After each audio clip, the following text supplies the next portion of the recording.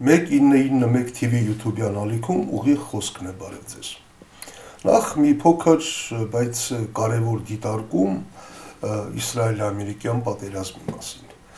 Մի քանի օր շարունակ Հայաստանի քաղաքական շրջանակները կան դրա մի մասը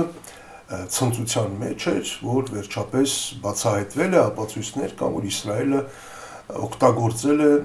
Ադրբեջանի օդային տարածքը Իրանին հարվածելու համար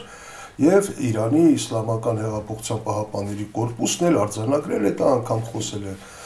Բաքվին հարված հասցնելու հնարավորության մասին մի խոսքով դա մեզ մոտ ցնծությամբ ընդունվեց որ ահա Իրանը կհարվածի Ադրբեջանին իրականում այդտեղ ցնծալու ուրախանալու բան չկա հակառակը մտահոգվելու բան կա եւ ահա թե ինչու Արդեն ակնհայտ է որ այդ պատերազմում Իրանը պարտվել է դա կլինի պարտություն թե կապիտուլյացիա այլ հարց է բայց Իրանը այդ պատերազմում պարտվել է եւ Ադրբեջանը փաստացի հայտնվել է արդեն բացահայտորեն հայտնվել է հաղթողների ճամբարում Այսինքն Ադրբեջանը բնականաբար գիտակցում է ինչ է որ եթե իրենք իրենց տարածքը տրամադրում են դա անպայման բացվելու է բացահայտվելու է բնականաբար հաշվարկել են դա Եվ միայն հետո են այդ իրենց օդային տարածքը տրամադրել, այսինքն հաշվարկել է, որ հայտնվելու են հաղթողների ճամբարում եւ հետագայում դրանից բնականաբար ինչ որ շահ են ակնկալելու։ Այսինքն երբ որ այդ հաղթանակի, այսպես ասենք, տորթը կտրելու ժամանակը գա, կամ ինչպես Խրիմյան հայրիկներ ասում այդ հարիսան բաժանելու ժամանակը գա, Ադրբեջանը ինչ որ բան ստանալու է, որովհետեւ Ադրբեջանինը թղթեշերեփ չէ ի տարբերություն Խրիմյան հայրիկի ասած, ինչու թղթեշերեփ չէ, որովհետև Ադրբեջանի թիկունքում կա Թուրքիա, առաջի երկրորդն էլ Ադրբեջանը ունի նավթ ու գազ։ Հասկանալի է, որ Ադրբեջանը որպես Միացյալ Նահանգների, Իսրայելի, ընդհանրապես Արևմուտքի դաշնակից ակնկալելու է նրանց աջակցությունը։ Եթե Իսրայելը, եթե ներողություն Իրանը մասնատվեր, Ադրբեջանը կարող էր այդտեղից ինչ որ ակնկալիքներ ստանալ հարավային Ադրբեջանի մասին։ Բայց դրա հավանականությունը շատ քիչ է, հետեւաբար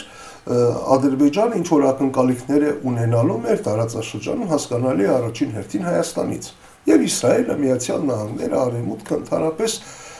անպայման փոխհատուցելու են Ադրբեջանին կամ փորձելու են փոխհատուցել Ադրբեջանին նրա համար, որ ինքը իր տարածքը, օդային տարածքը տրամադրել է իրենց կարևոր վտանգավոր թշնամուն պարտության մատնելու համար։ Թե որն է լինելու դա հասկանալի է Ադրբեջանը մեր տարածաշրջանում Հայաստանից ինչ է ուզում։ Հայաստանից ուզում է Սյունիք այնտեղ բնակեցնել ադրբեջանցիներին, անխափան հաղորդակցություն եւ այլ։ Եվ փաստորեն այս հարցում Ադրբեջանը որպես արևմուտքի դաշնակից ստանալու է արևմուտքի աջակցությունն ու հավանությունը։ Եվ սա պիտի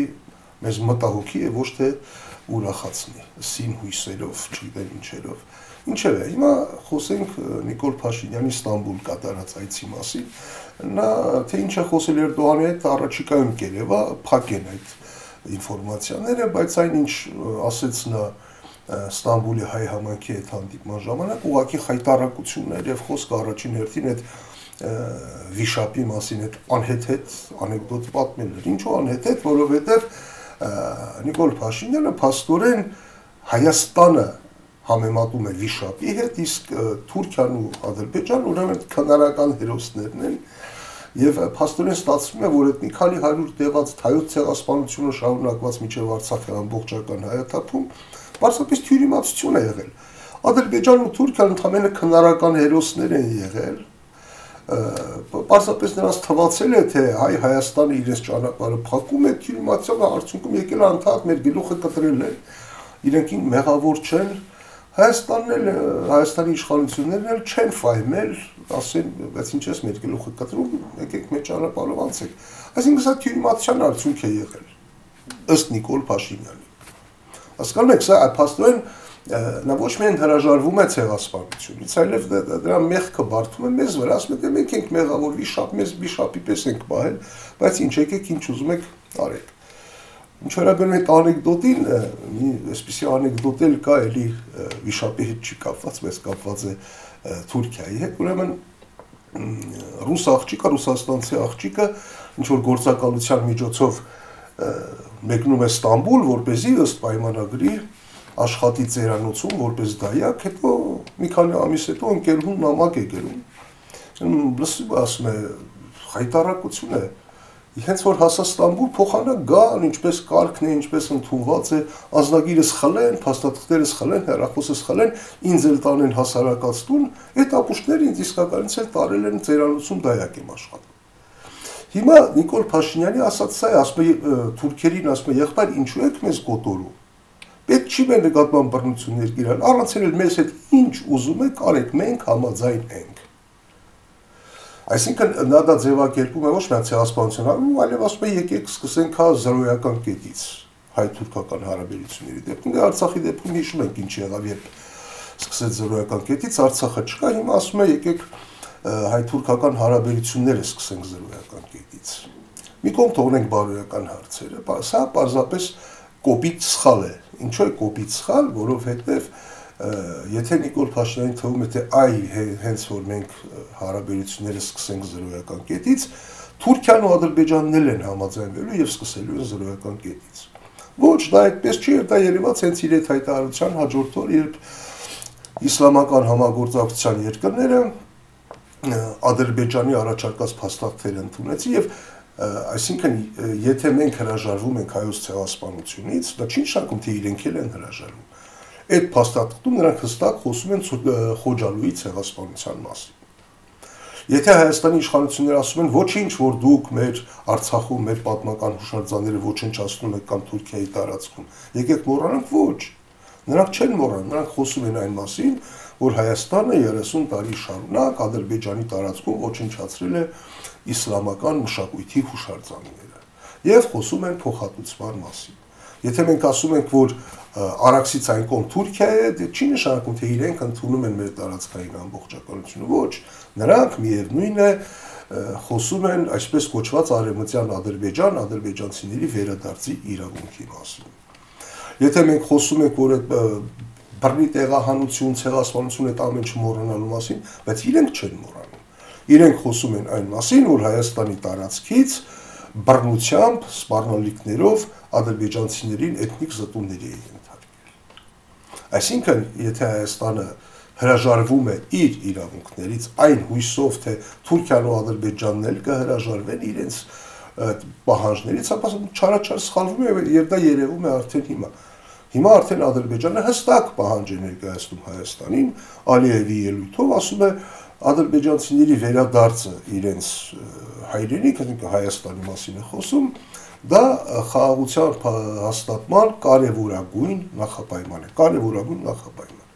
Դա այսինքն դա չի լինի խաղաղություն։ Այնպես որ Նիկոլ Փաշինյանի զիջումները զրոյական կետից սկսել է, այդ ինքը իրեն վիշապ անվանել մեզ բոլորիս, ամեն ինչի մեղքը մեզ վրա բարթելը, մենք ենք մեղավոր ցեղասպանության համար, մենք ենք սխալ եւ այլն, դա որևէ արդյունք չի տալու, դա միայն բացասական հետևանքներ է ունենալու։ Լավ, հարց է առաջանում, ինչ պետք է անել, հասկանալի է ինչ պետք է անել, Հայաստանում պետք է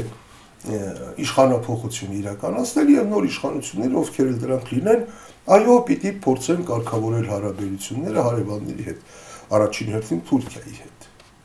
Որտեղ այն ինչ անում է Նիկոլ Փաշինյանը, երբ պարկում է նրանց ոտքերի տակ, ասում է խամեցեք ձեր ոտքերի ինձ վրա սրբեք, դա հարաբերությունների կարգավորում չէ, դա հարաբերությունների բացակայություն է։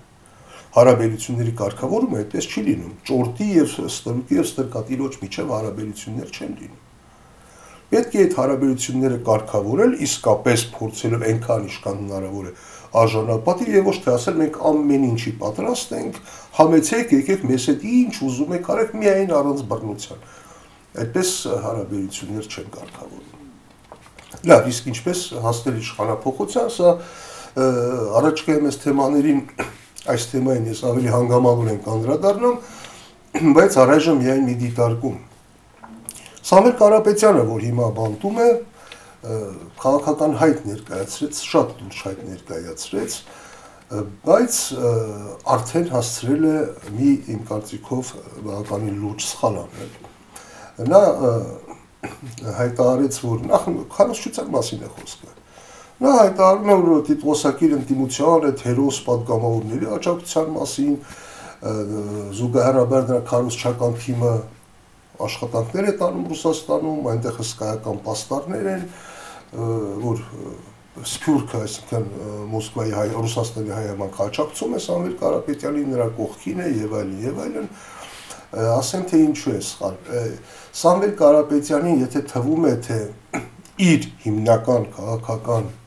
ուժը այն է, որ ինքը Ռուսաստանում մեծ հեղինակություն ունի, լուրջ կապեր ունի եւ Ռուսաստանի իշխանությունների հետ սերտ հարաբերություններ ունի, եթե իրեն թվում է թե դա է իր հիմնական կապիտալը, նա սխալվում է։ Ոչ, Սամվել Կարապետյանի հիմնական ռեսուրս երկուսն են, երկու հիմնական առավելություն ունի շատ լուրջ։ Առաջին, որ ունի լուրջ ֆինանսական ռեսուրսներ եւ ենթակառուցվածքներ, այդ թվում նաեւ Հայաստանում առաջին։ Եվ երկրորդ, որ նա Հայաստանում չունի բացասական վարկանիշ։ Հայաստանում նրա նկատմամբ բացասական ընկալում չկա։ Ի տարբերություն Հայաստանի իշխանությունների եւ խորհրդարանական ընդդիմության։ Եվ հիմա ինչ է անում Սամվել Կարապետյանը, երբ նա գալիս է այստեղ եւ քարոզում է, գովազդում է իր փայլուն կապերը Ռուսաստանի իշխանությունների հետ, պլյուս ասում է, որ հենվելու է խորհրդարանական ընդդիմության վրա, անուղղակիորեն է ասում։ Դրանով նա իր համար բացասական վարկանիշ է ստեղծում։ Այսինքն իր երկու կարևորագույն առավելություններից մեկից զրկվում է, կամաց-կամաց։ Որովհետև ասել, որ հենվում եմ խորհրդարանական ընդդիմության վրա, տիտղոսակիր ընդդիմության վրա, դրանով նա անմիջապես դառնալու է իր վրա է վերցնելու այն բացասական, հսկայական բացասական վարկանիշը, որ ունեն խորհրդարանական ընդդիմության այդ երկու ուժերը։ Պետք չէ այդպես անել։ Հայաստանը իրենից բոլորովին այլ բան է ակնկալում։ Ակնկալում է, որ նա օգտվելով իր մեծ ռեսուրսներից, այդ թվում եւ ֆինանսական եւ մարդկային, եւ օգտվելով նրանից, որ բացասական վարկանիշ չունի, նա պիտի կարողանա Հայաստանում համախմբել հասարակությանը։ Համախմբել հասարակության այն մեծ հատվածին, այն 70%-ին, որը դեմ է եւ իշխանություններին եւ ընդդիմությանը։ Եթե նա այդպես անի, հաջողության հսկայական շանսեր կունենա։ Բայց գալ այստեղ ներկայանալ որպես Ռուսաստանի անվերապահ աջակցությունը վայելող ուժ, որը հիմնվում է խորհրդարանական ընդդիմության վրա, այդպես նա ոչինչի չի հասնելու եւ այն մեծ առավելությունները, որ ունի, դրանցից զրկվելու է, բայց ընդամենը մի քանի օր է, որ նա քաղաքական լուրջ հայտ է ներկայացնել, կարծում եմ առաջիկայում իրենք էլ հաշվի կառնեն, որ այս ճանապարհը սխալ տեղ է տանում եւ կվերանայեն եւ իրենց գործունեությունը եւ քարոզչությունը եւ այդ դեպքում կարծում եմ արդյունքի հասնելու բավականին մեծ շանսեր կունենան։ Իսկ այսօր այսքանը կհանդիպենք։